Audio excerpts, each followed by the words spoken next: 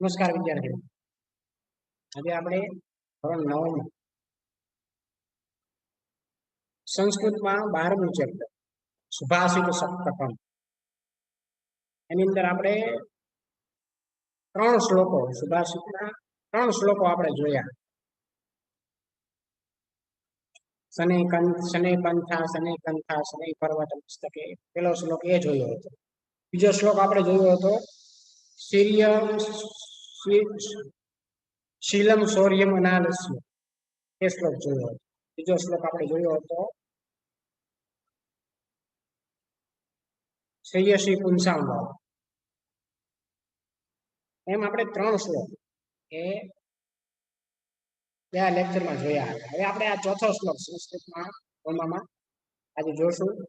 આ શ્લોકનું પઠન કરીશું, તે દ્વારા અર્થ કરીશું, શબ્દ અર્થ કરીશું અને પછી એનો મૂળ ભાવાર્થ આપણે જોશું. તો પહેલા આપણે શ્લોકનું પઠન કરીએ, શેનો શબ્દ આપણે અર્થ કરીશું. નાસ્તિ મેઘ સમમ તોયમ નાસ્તિ ચાત્મ સમમ બલમ નાસ્તિ ચક્ષુ સમમ તેજો નાસ્તિ ધાન્ય સમમ પ્રિયમ. ફરીવાર જોઈએ. નાસ્તિ મેઘ સમમ તોયમ નાસ્તિ ચાત્મ સમમ બલમ નાસ્તિ ચક્ષુ સમમ તેજો નાસ્તિ ધાન્ય સમમ પ્રિયમ. શ્લોકની અંદર કહેવામાં આવ્યું કે મેઘ સમમ તોયમ નાસ્તિ ન અસ્તિ.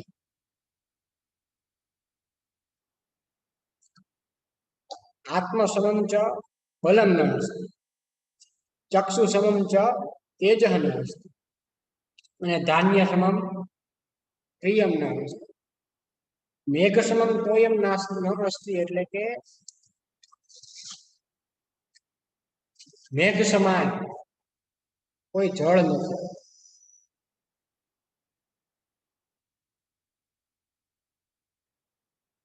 આત્મ એટલે કે આપ સમાન કોઈ બળ નથી. આત્મા બળ સિવાય કોઈ બળ નથી. આંખ સમાન કોઈ તેજ નથી. ચક્ષુ સમાન તેજો નાસ્તિ અને ધાન્ય સમાન કોઈ પ્રિય નથી. આ શ્લોક આવ્યું છે. પેલા આપણે એનો શબ્દશ અર્થ જોઈએ. મેઘ સમમ, મેઘેન સમમ, તૃતીય તત્પુરુષ સમાસ ત્યાં કરવામાં આવ્યો છે. એટલે કે મેઘ સમાન. તોયમ એટલે પાણી, એ વિશેષ્યનું વિશેષણ ત્યાં આપવામાં આવ્યું છે. આત્મ સમમ એટલે આત્મના સમમ, ત્યાં તત્પુરુષ સમાસ ત્યાં કરવામાં આવ્યો છે. બલમ એ બળ નામનું વિશેષ્યનું વિશેષણ છે. આપ સમાન કોઈ બળ નહીં અથવા મેઘ સમાન જળ એ કહેવત ત્યાં પ્રસિદ્ધ આપણે કરવામાં આવી છે. ચક્ષુ સમમ, ચક્ષુષા ચક્ષુર્ભ્યામ વા સમમ, ત્યાં સમાસ ત્યાં કરવામાં આવ્યો છે. આપ સમાન, તેજ નામનું વિશેષણ છે.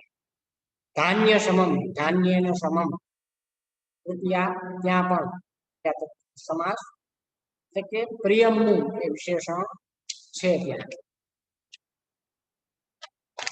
આ એનો આપણે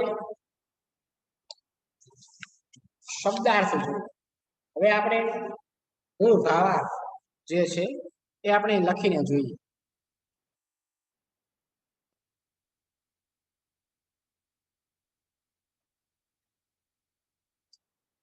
મેઘ સમમ કોયમ નાસ્તિ, એ મેઘ સમાન જળ નથી.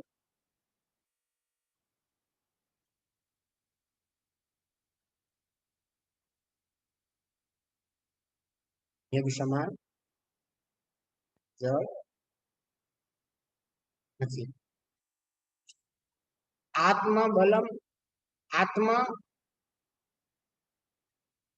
સમમ બલમ નાસ્તિ.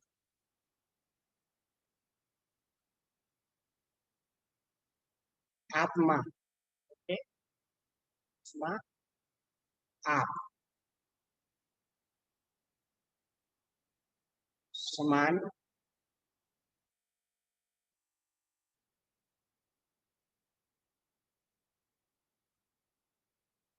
ફળ નથી.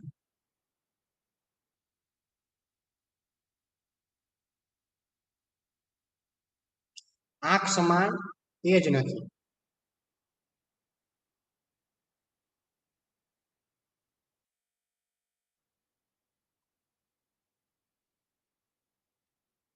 સમાન તેજ નથી. અને ધાન્ય સમાન પ્રિય નથી.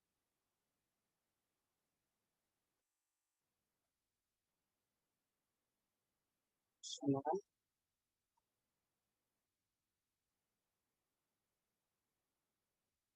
પ્રિય નથી. આ એનો અર્થ આપણે કે નાસ્તિ મેઘમ સમમ તોયમ મેઘ સમમ નાસ્તિ મેઘ સમાન જળ નથી. આત્મ સમમ બલમ નાસ્તિ આત્મા આપ સમાન કોઈ બળ નથી. ચક્ષુ સમમ તેજો નાસ્તિ તેજ નાસ્તિ આંખની સમાન કોઈ તેજ નથી. અને ધાન્ય સમમ પ્રિયમ નાસ્તિ ધાન્ય સમાન કોઈ પ્રિય નથી. એમ આ શ્લોકની અંદર સુભાષિત આપણે દર્શાવવામાં આવ્યું. હવે જોઈએ પાંચમો શ્લોક. પઠન કરીશું અન્વય દ્વારા આપણે એનો શબ્દસહ અર્થ કરીશું.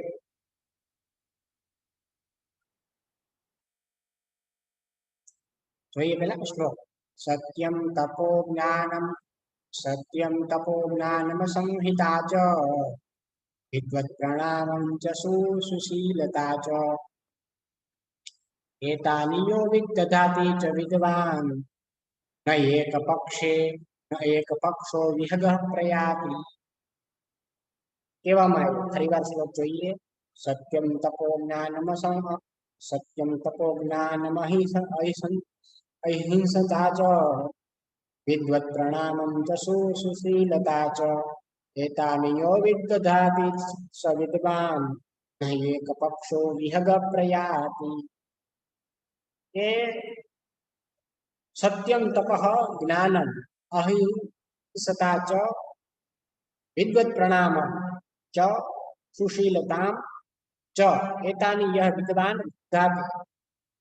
એટલે કે ગુરુતે સહ વિદ્વાન અસ્તિ એ એક પક્ષ વિહગ ન પ્રયાત. ઇન્દ્ર વજ્રા છંદની અંદર આ શ્લોક લેવામાં આવ્યો છે કે સત્ય તપ જ્ઞાન અહિંસા ને વિદ્વાનોને પ્રણામ ને સચ્ચરિત્રતા જે આ બધું કરે છે તે વિદ્વાન છે. ખરેખર એક પાકવાળું પક્ષી આગળ જઈ શકતું નથી એટલે નથી. આમાંથી ખાલી સત્ય હોય તો તમે વિદ્વાન ન, ખાલી તપ હોય તો તમે વિદ્વાન ન, ખાલી જ્ઞાન હોય તો તમે વિદ્વાન ન, ખાલી અહિંસાવાદી તમે હો તો વિદ્વાન તમે ન. પણ જેની અંદર સત્ય તપ જ્ઞાન અહિંસા આ હોય એને વિદ્વાનોને નામ સચ્ચરિત્રતા હોય એ આ બધું કરે એ વિદ્વાન છે. ખરેખર એક પાકવાળું પક્ષી આગળ જઈ શકતું નથી. બે પાક જોઈએ જ એમાં શ્લોક કહેવામાં આવ્યું. આપણે એનો શબ્દાર્થ જોઈએ. અહિંસતા એટલે કે અહિંસા. વિદ્વત પ્રણામ વિદ્વાનોને પ્રણામ. સુશીલતા સચ્ચરિત્રતા એતાની વિદ્ધાતિ એટલે કે શંકુરુતે એટલે કે આ બધું કરે છે. હિ એટલે કારણ કે આ એક અવ્યય છે. એક પક્ષ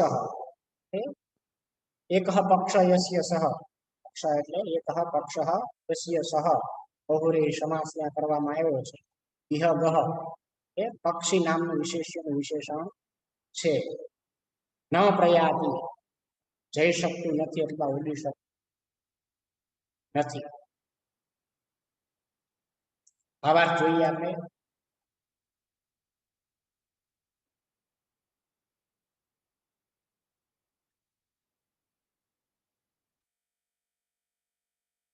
સત્યમ તપો જ્ઞાન અહિંસા ચ એટલે સત્ય તપ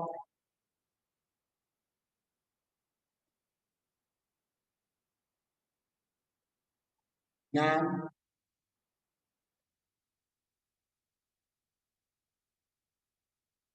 અહિંસા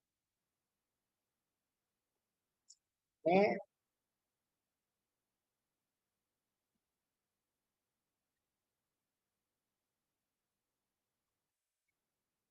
વિદ્વાનોને પ્રણામ અને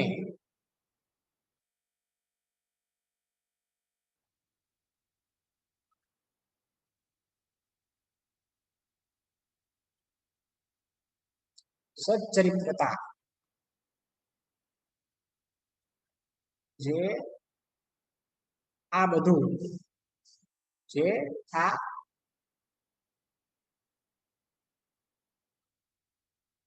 બધું કરે છે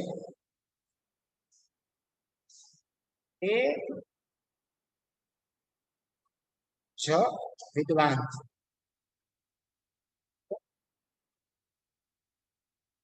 છે કારણ કે ખરેખર અહીં કહેવામાં આવ્યું છે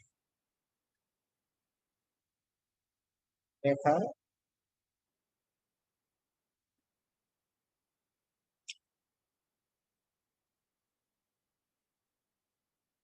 એક પાઠ વાળું એક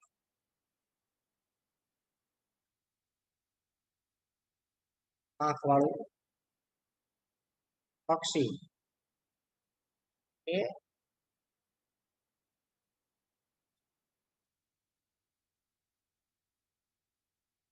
આગળ જઈ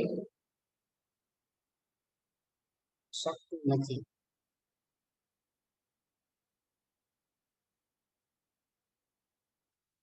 એ કહેવામાં આવ્યું સત્યમ તપો જ્ઞાન અહિંસા ચ પ્રણામ સુશીલતા ચ એતાનયો વિદધાતિ સંવિદ્વાન એક પક્ષે વિહગ પ્રયાસ કે સત્ય તપ જ્ઞાન અહિંસા અને વિદ્વાનોને પ્રણામ અને સચ્ચરિત્રતા જે આ બધું કરે છે તે વિદ્વાન છે ખરેખર એક પાઠ વાળું પક્ષી આગળ જઈ શકતું નથી એમ આ શ્લોક દ્વારા એ કહેવામાં આવ્યું તો આ બે શ્લોકો આપણે જોયા હવે આપણે છઠ્ઠા શ્લોક તરફ આગળ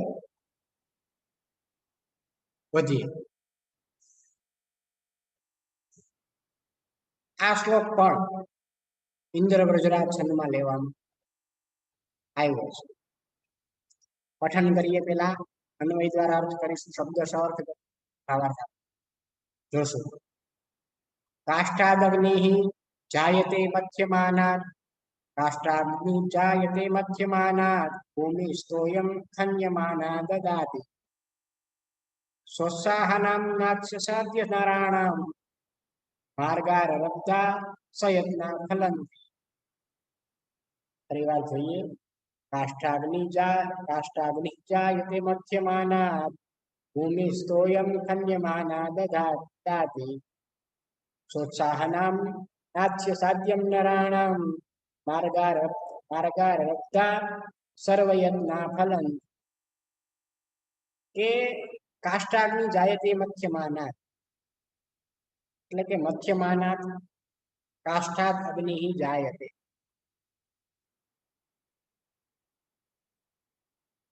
બહુ સરસ કહેવામાં આવ્યું કે મથવામાં આવતા લાકડામાંથી અગ્નિ ઉત્પન્ન થાય છે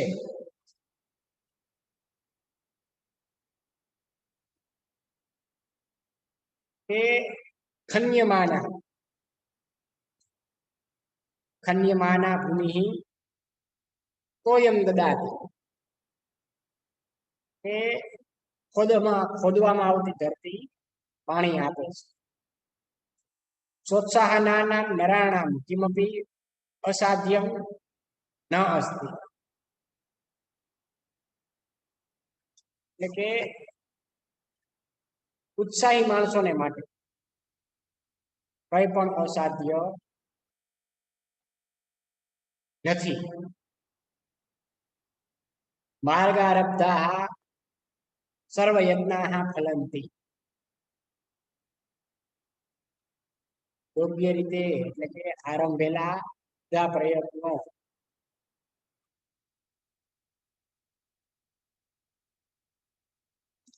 યોગ્ય રીતે આરંભેલા બધા પ્રયત્નો ફળે છે. આ શ્લોકની અંદર કહેવામાં આવ્યું. આપણે એનો શબ્દશઃ અર્થ જોઈએ. મથ્યમાના એટલે મથવામાં આવતા અથવા ઘસવામાં આવતા. મંથ ધાતુ છે મૂળમાં, જે 9મા ગણનો પરસ્મૈપદીય ધાતુ છે. અને એ ધાતુનું કર્મણી વર્તમાન દંત નપુંસકલિંગ પંચમી એક વચનનું આવ્યું છે. અને કાષ્ઠાત એટલે કે લાકડાથી નામનું વિશેષણ ત્યાં વિશેષણ પણ મૂકવામાં આવ્યું છે. જાયતે એટલે ઉત્પન્ન થાય છે. જાયતે એટલે ઉત્પન્ન થાય છે. ખન્યમાના ખોદવામાં આવતી. ભૂમિ એ જમીનનું નામનું વિશેષણ છે. ત્યાં તોયમ એટલે પાણી, દદાતી એટલે આપે છે. ભૂમિ કર્તાનું એ ક્રિયાપદ છે. ત્યાં સોત્સાહ નામ એટલે ઉત્સાહી. ઉત્સાહેન સંવિતાઃ સોત્સાહ. સહબહુવ્રીહી સમાસ ત્યાં મૂકવામાં આવ્યો છે. એટલે કે કોઈ પણ અસાધ્ય. સોત્સાહ નામ કોઈ પણ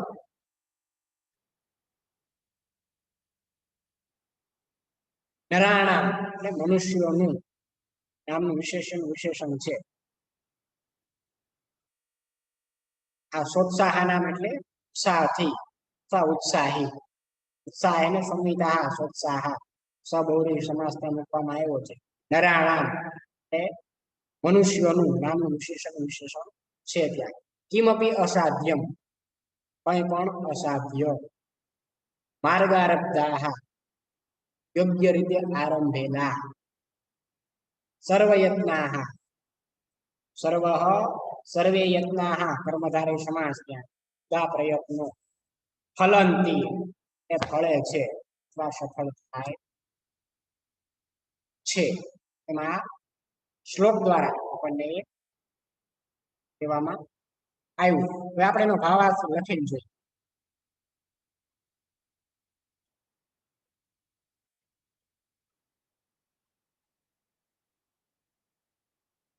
એ કાષ્ટાગ્નિ જાયતે મથ્યમાનાત કાષ્ટાત અગ્નિ જાયતે. તે મથવામાં આવતા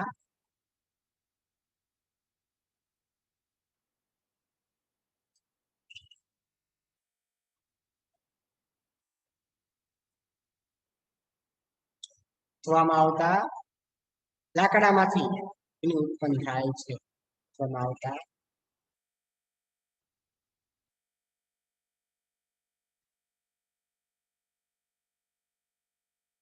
લાકડામાંથી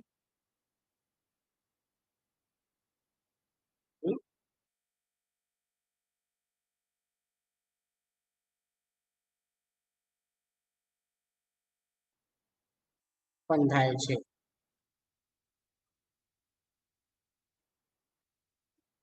ખન્યમાના ભૂમિ તોયમ દદાતિ.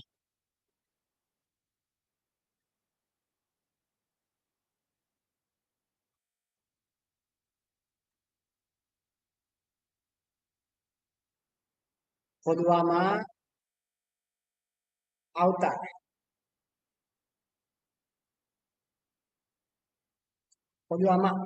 આવતી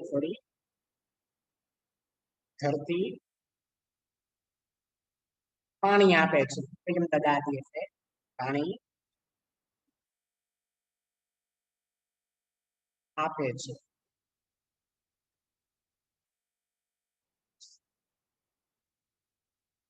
સોત્સાહનામ નરાણામ કિમપી અસાધ્યમ ન અસ્તિ. એટલે કે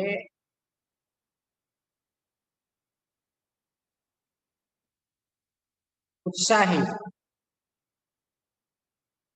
માણસોને માટે ઉત્સાહી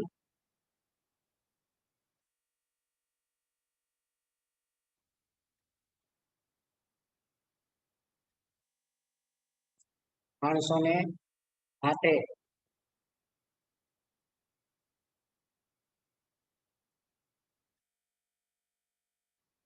કંઈ પણ અસાધ્ય નથી. અસાધ્ય નથી. યોગ્ય રીતે આરંભેલા માર્ગારબ્ધાઃ સર્વયત્નાઃ ફલંતિ. એટલે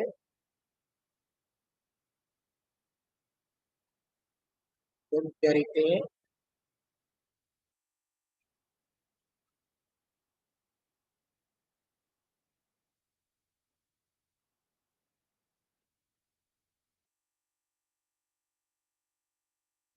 આરંભેલા બધા પ્રયત્નો ફળે છે. બધા પ્રયત્નો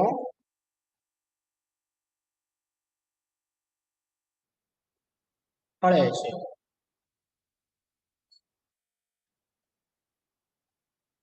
કાષ્ટાગ્નિ જાયતે મથ્યમાનાત. આપણે અન્વય જોયો હતો. મથ્યમાનાત કાષ્ટાગ્નિ જાયતે. મથવામાં આવતા લાકડામાંથી ઉત્પન્ન થાય છે. અન્યમાના ભૂમિ તોયમ દદાતિ. ખોદવામાં આવતી ધરતી પાણી આપે છે. સોત્સાહનામ નરાણામ કિમપી અસાધ્ય ન અસ્તિ. ઉત્સાહી માણસોને માટે સાધ્ય નથી. અને માર્ગારબ્ધાઃ સર્વયત્નાઃ ફલંતિ. યોગ્ય રીતે આરંભેલા બધા પ્રયત્નો ફળે છે. આ શ્લોકની અંદર એ આપણને કહેવામાં આવ્યું છે. હવે આપણે આ ચેપ્ટરનો સુભાષિત સપ્તકમનો 7મો અને અંતિમ શ્લોક જોઈએ. પેલા શ્લોકનું આપણે પઠન કરીશું. અન્વય દ્વારા આપણે એનો અર્થ કરીશું, શબ્દશ અર્થ કરીશું અને પછી એનો ભાવાર્થ જોશું. પેલા આપણે શ્લોકનું પઠન કરીએ. પાત્રં ન તાપયતિ નેવમલં પ્રસૂતે સ્નેહં ન સંહરતિ નેવ ગુણાન શૃણોતિ દ્રવ્યાવસાના સમયે ચલતાં ન ધત્તે સત્પુત્ર એષ કુલશાત કોપી દીપઃ. ફરીવાર જોઈએ.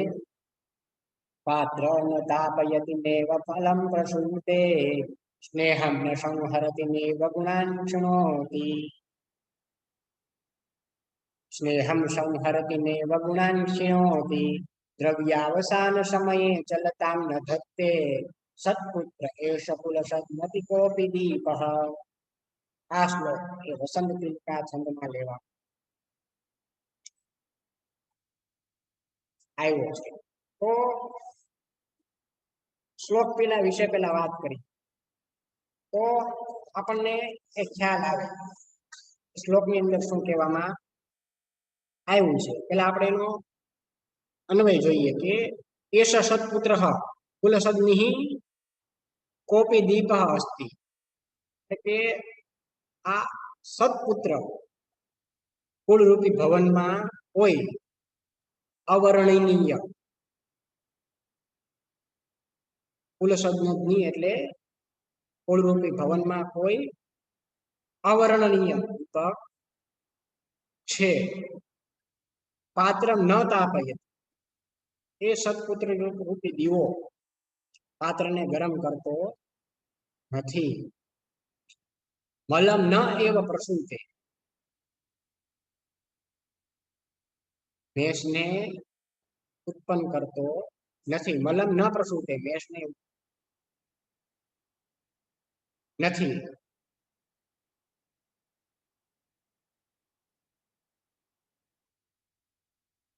સ્નેહમ ન સંહરતિ. એ સ્નેહ પણ સ્નેહ એટલે કે તેલને પણ ખતમ કરતો નથી. દ્રવ્યાવસાન સમયે ચલતામ ન ધત્તે, દ્રવ્યનો નાશ થતા ચલિત થતો નથી. ગુણાન ચ ન એવા ક્ષીણોતી, એ ગુણોને ક્ષીણ કરતો પણ નથી. આ શ્લોકની અંદર કહેવામાં આવ્યું, શબ્દશ આપણે એનો અર્થ જોઈએ કે સત્પુત્ર એટલે શોભન પુત્ર, ગુણવાન પુત્ર, સદગુણી પુત્ર. કુલસદ નહીં એટલે કુળરૂપી ભવનમાં કોપી દીપ એટલે કોઈ અવર્ણનીય પાત્રમ એટલે પાત્રને અથવા વાસણને, દિયાને, એમાં આપણે દીવો પ્રગટાઈએ, કોળિયાને ન તાપયતી, તપાવતો નથી એટલે ગરમ કરતો નથી. મલમ એટલે મળ, મેષ એને કહીએ. ન પ્રસૂતે એ ઉત્પન્ન કરતો નથી. સ્નેહમ એટલે તેલને અથવા સ્નેહને.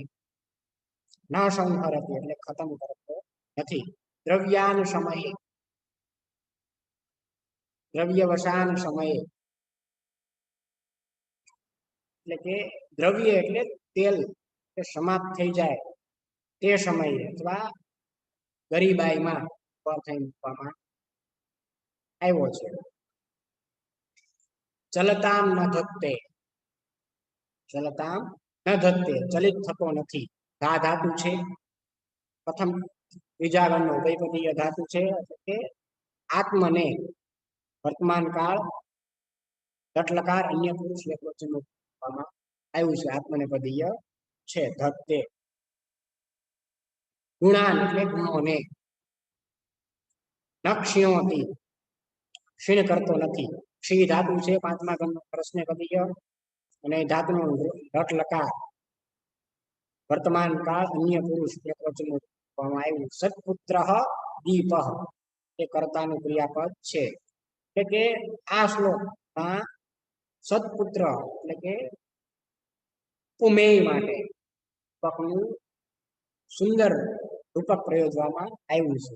અને પાત્ર, સ્નેહ અને ગુણ એ શબ્દો બબ્બે અર્થ વાળા અહીં વાપરવામાં આવ્યા છે. આ શ્લોક દ્વારા આપણને જાણ્યું. હવે આપણે એનો મૂળ ભાવાર્થ જાણીએ.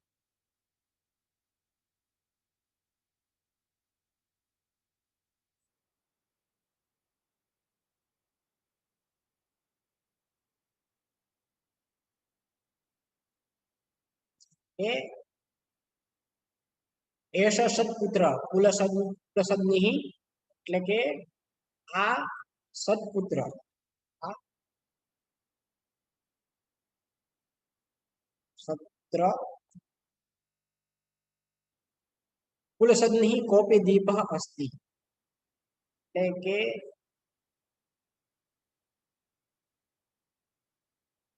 કુળરૂપી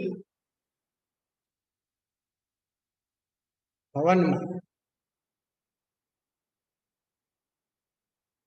કોઈ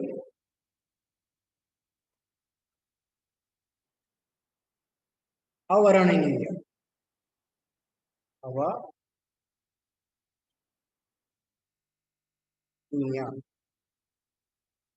દીપક છે.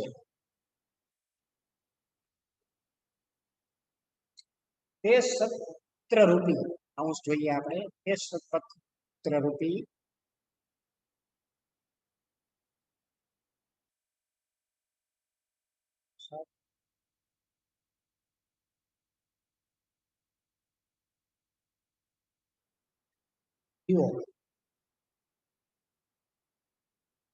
પાત્રને ગરમ કરતો નથી.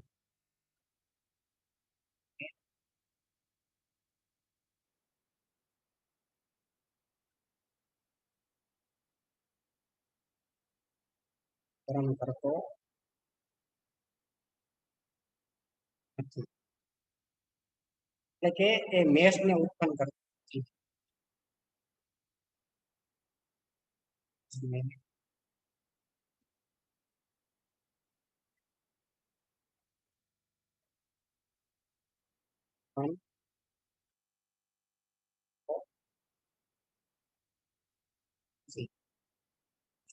સ્નેહ એટલે તેલ.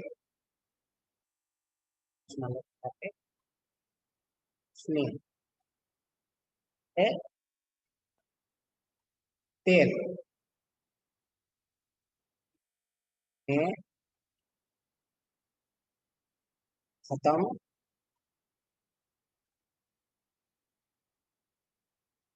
કરતો નથી. એટલે કે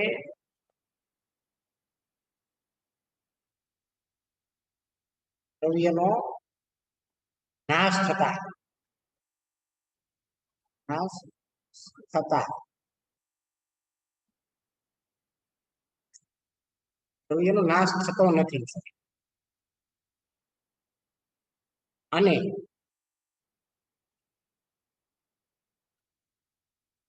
ગુણોને ક્ષીણ કરતો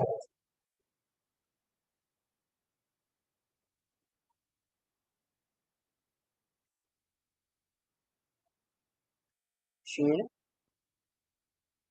કરતો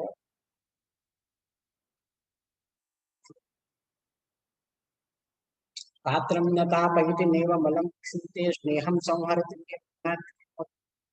દ્રવ્યોસાન સમયે ચલતામ ન ધત્તે સર એષ કુલ સદ નથી કહેતી.